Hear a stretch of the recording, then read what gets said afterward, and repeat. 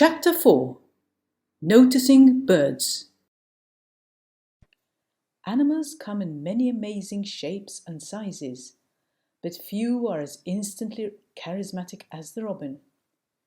And it's not just the winning combination of orange breast and white tummy. Just listen to that beautiful song.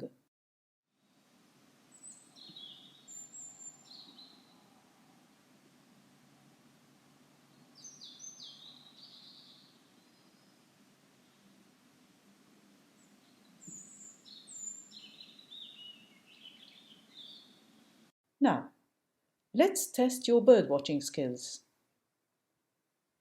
What color are a robin's eyes? What color is a robin's back? What color is its beak? Does a robin walk or hop? Does the orange color start from the beak or further down its breast? Right. How many of those did you manage to get right? Let's see those details again. Here we go. Dark eyes and beak. Orange breast starting from just above the beak. Brown back. And yes, robins hop, not walk. And guess what? Most of these features aren't coincidences either. Take the brown back color. Since predators are most likely to come from above and behind the robin, that brown color is well placed to make it unnoticeable among the brown branches. On the other hand, robins in the same space will face each other and puff up their orange breast as a warning that the rival is encroaching on another's territory. And since robins in bushes are well hidden, their far-reaching calls, whistles and songs warn other robins off from a distance and avoid energy-wasting chasing off flights. Birds are fascinating animals, and yet very few teachers draw children's attention to the birds around their school. Think about it. Primary school educators are more likely to show children ants rather than point out birds around us. And yet, there is one type of bird that hangs around many of our schools. That's the Spanish sparrow. Common in Malta, noisy, active, and easy to observe. By ignoring birds, we are subconsciously telling our children that birds are not important to us. The thing is, birds are important. They're so important that in the European Union, birds are used to tell us about the health of our environment. A report is published every year that gives the population number of common birds. That's because birds are often at the top of the food chain. So declining bird numbers can be a warning that the food chain is breaking down and nature is in trouble. And if nature is in trouble, humans are in trouble. It is an increasing reality that some of our streets have no birds and no birdsong, because when we build, we forget to leave a space for nature. If we allow birds to be part of our day-to-day experience, we would notice that something is not quite right. But there is an irony here. There are actually thousands of Maltese people who are interested in birds. It's the hunters and trappers. But sadly, these people's only interest in birds is to catch or kill them. When we let our students ignore birds around our school, it's like we are letting hunting and trapping to continue being the only way people connect with birds. So, what can we do about this? As teachers, it's up to us what nature to focus our children's attention on.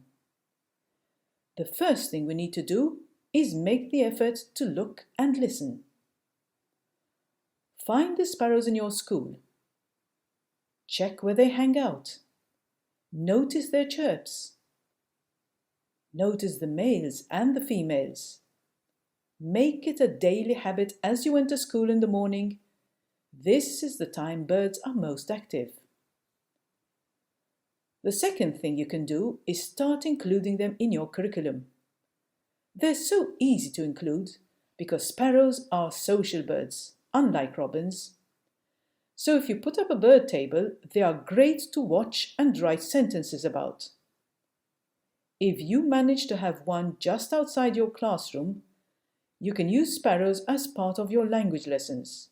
Write sentences about their behavior. Count how many are at the table at a go. Match the time when there are most sparrows. Listen to how their chirping varies. Watch the male and female and their different colors and patterns. Watch them carrying nest material. And, of course, here's the best part of bonding with nature. Give them names. Your sparrows will be regulars.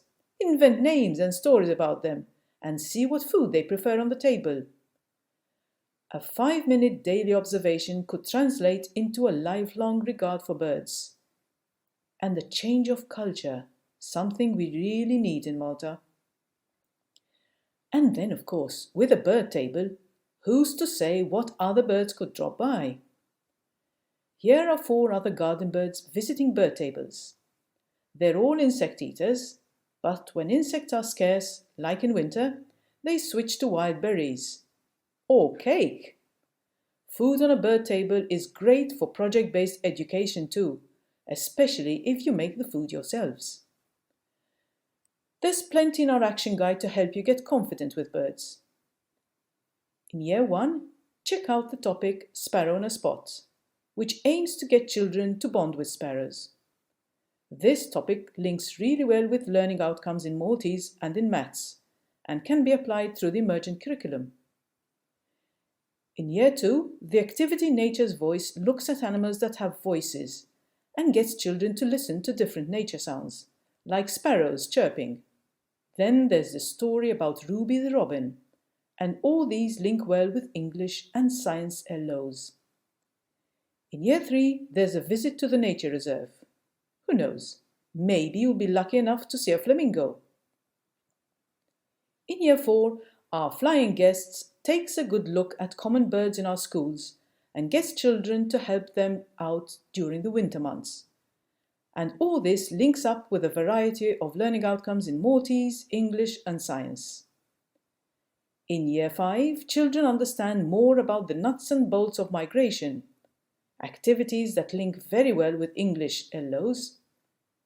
In Year 6, we look at flight and how people were inspired by pigeons in solving how to create an airplane.